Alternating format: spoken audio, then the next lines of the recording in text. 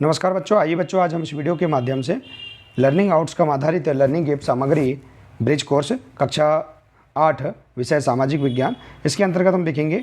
यहाँ दिया है विषय वस्तु 7 जनजातियाँ खाना बदोसों और एक जगह बसे हुए समुदाय।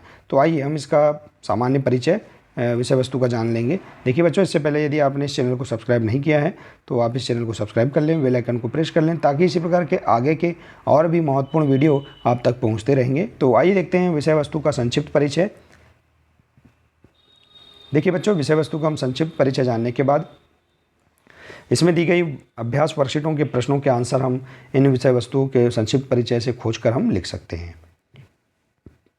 तो देखिए बच्चों, दिया है मध्यकाल में अनेक राज्यों का उत्थान व पतन हुआ। इसके चलते कलाओं, दस्तकारियों और उत्पादक गतिविधियों की नई किस्में शहरों और गांवों में विकसित हुई। एक लंबे अंतराल में कई महत्वपूर्ण राजनीतिक, सामाजिक और आर्थिक परिवर्तन हुए, लेकिन सामाजिक परिवर्तन हर जगह एक समान नहीं थे, क्योंकि अलग अलग तरह के समाज अलग अलग तरीक़ों से विकसित हुए। इसी प्रकार से दिया है समाज वर्ण के नियम अनुसार पहले से ही विभाजित था। ब्राह्मणों द्वारा सुझाए गए ये नियम बड़े बड़े राज्यों के द्वारा स्वीकार किए गए थे। इससे ऊंच और नीच तथा अमीर और गरीब के बीच का फासला बढ़ा। बड़े शहरों से दूर दूसरे तरह के समाज भी उस समय मौजूद थे, जो ब्राह्मणों द्वारा सुझाए गए नियमों और कर्मकांडों को नहीं मानते थे, और ना ही वे कई असमान वर्गों में विभाजित थे। ऐसे समाजों को जनजातियां कहा जाता है। देखिए आप यहाँ जनजाति किसे कहते हैं इसे भी समझ सकते हैं। इसी प्रकार से दिया है बच्चों, प्रत्येक जनजाति के सदस्य नातेदारी के बंधन से जुड़े होते थे। कई जनजातियां खेती से अपना जीविका उपार्जन करती थी। कुछ दूसरी जनजातियों के लोग शिकारी, संग्राहक या पशुपालक थे। तो देखिए बच्चों, आप यहाँ इसी प्रकार से यहाँ जो इस विषय वस्तु का परिचय दिया है इसे आप अच्छे से पढ़ लेंगे, इसका अध्ययन कर लेंगे, और इसके अंतर्गत हम यहाँ पर दी गई अभ्यास वर्कशीटों के प्रश्नों के आंसर बहुत ही सरल तरीके से दे सकते हैं। देखिए प्रश्न दिया है, जनजाति समाज अपनी आवश्यकता की पूर्ति हेतु क्या कार्य करते थे। तो देखिए जनजाति समाज अपनी आवश्यकता की पूर्ति हेतु प्रमुख रूप से कृषि या पशुपालन का कार्य करते थे। इसी प्रकार से देखिए अगला प्रश्न है, जनजाति समाज की सामाजिक विशेषताएं लिखिए। तो देखिए जनजाति समाज ब्राह्मण द्वारा बनाए गए नियमों को नहीं मानते थे। जनजाति समाज का व्यवसाय पशुपालन, खेती, शिकार था। जनजाति समाज अपनी विविध ज़रूरतों के लिए एक दूसरे पर निर्भर रहते थे। तो इस प्रकार से आप यहाँ पर जनजाति समाज की सामाजिक विशेषता लिख सकते हैं। ठीक है बच्चों, इसी प्रकार से देखिए अगला प्रश्न है, खाना बदोश जनजाति के लोग अपनी आजीविका किस प्रकार चलाते थे। तो देखिए इस प्रश्न का आंसर, खाना बदोश जनजाति के लोग संयुक्त रूप से भूमि और चारागाहों पर नियंत्रण रखते थे और अपने खुद के बनाए नियमों के आधार पर परिवारों के बीच इनका बंटवारा करते थे तथा अपनी ज़रूरतों के लिए एक दूसरे पर निर्भर रहते थे या करते थे। तो इस प्रकार से आप इस प्रश्न का आंसर लिख सकते हैं। ठीक है बच्चों, इसी प्रकार से देखिए अगला प्रश्न दिया है, दिए गए मानचित्र को देखकर प्रश्नों के उत्तर लिखिए। देखिए यहाँ मानचित्र दिया है, इसको देखेंगे, इसमें जो यहाँ संकेत के आधार पर जो नाम दिए गए हैं इन्हें आप देख लेंगे, इनका अध्ययन कर लेंगे। इसके आधार पर हम प्रश्नों के आंसर इस प्रकार से दे सकते हैं। देखिए दिया है, उत्तर पूर्वी राज्यों की जनजातियों के नाम लिखिए। तो उत्तर पूर्वी राज्यों की जनजाति कौन कौन सी हैं? कोच, खासी, देखिए इसी प्रकार से यहाँ देखिए दिया है,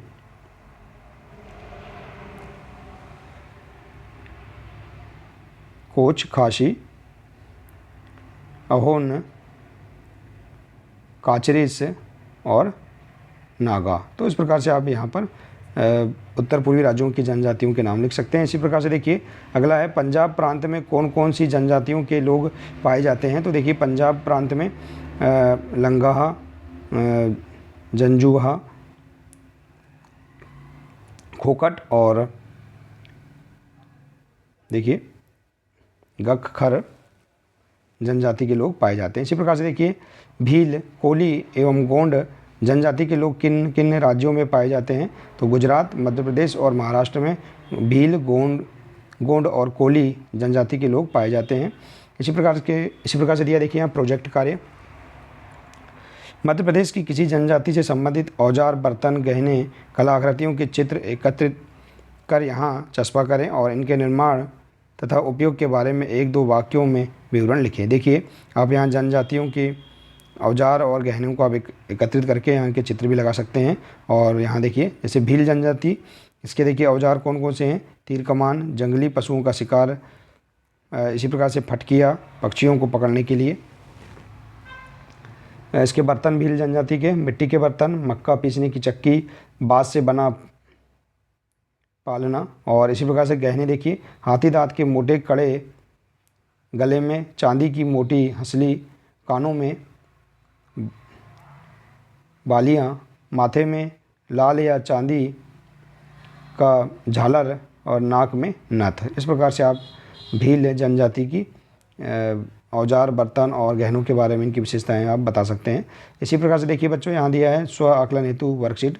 देखिए इसमें प्रश्न दिया है जनजाति समाज के कार्यों के बारे में लिखिए। तो देखिए जनजाति समाज के कार्यों के बारे में, जनजाति समाज के कार्य खेती करके अपना जीविका उपार्जन करते थे और कुछ दूसरी जनजातियों के लोग शिकार, संग्राहक या पशुपालन भी करते थे। तो इस प्रकार से आप यहाँ पर इनके कार्य लिख सकते हैं। इसी प्रकार से देखिए अगला दिया है खाना बदोश किसे कहते हैं। तो देखिए इस प्रश्न का आंसर, ऐसे लोग जो एक जगह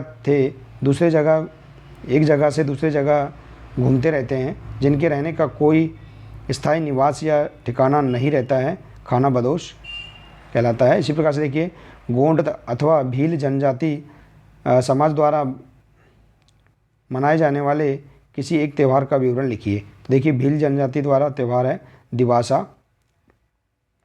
यह जून माह में मनाया जाता है। इस दिन भीलों द्वारा सामूहिक रूप से विभिन्न देवी देवताओं की पूजा की जाती है।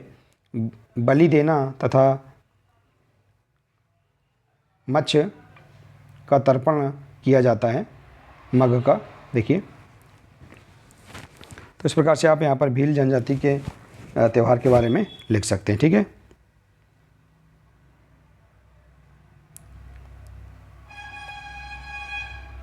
तो ठीक है बच्चों, देखिए इस प्रकार से आप बहुत ही सरल तरीके से यहाँ पर